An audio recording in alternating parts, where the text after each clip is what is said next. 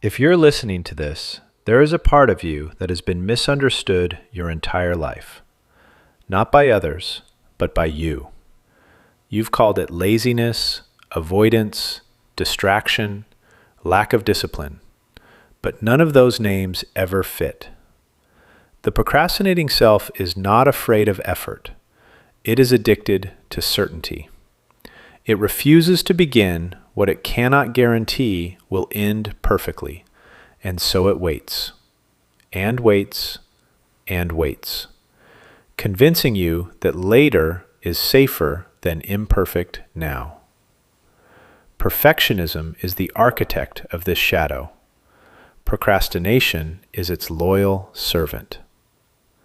Take a slow breath in, let it fall out, and feel the tension in your solar plexus, the pressure of every unfinished dream you've shamed yourself for. Then pray this prayer of deliverance. I call upon Archangel Michael, steward of God's humility and governor of my transcendent self. Align my purpose, my will, and my inner resolve with the principle of vibration. Stand as advisor and overseer of my contract with Spirit. I surrender to God my need for transcendence. Let every shadow of perfectionism be exposed by His light and transfigured, by His grace into the manifestation of my divine ambassador. Let me live free of Lucifer's chains of pride, perfection, self-judgment, impossible standards. Let me claim my divine right to transcendence as a living expression of God's humility moving in and through me. Breathe again, steady and deep.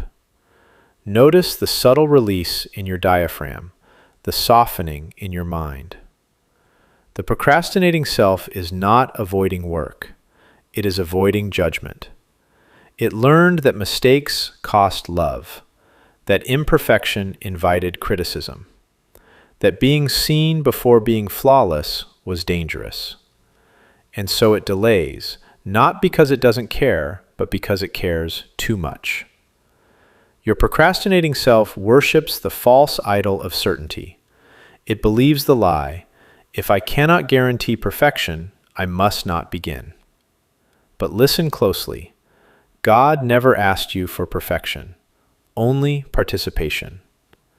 Feel the shift happening now, the loosening of the chains of performance, the quiet return of curiosity, the willingness to start with what you have instead of waiting for the certainty that never comes.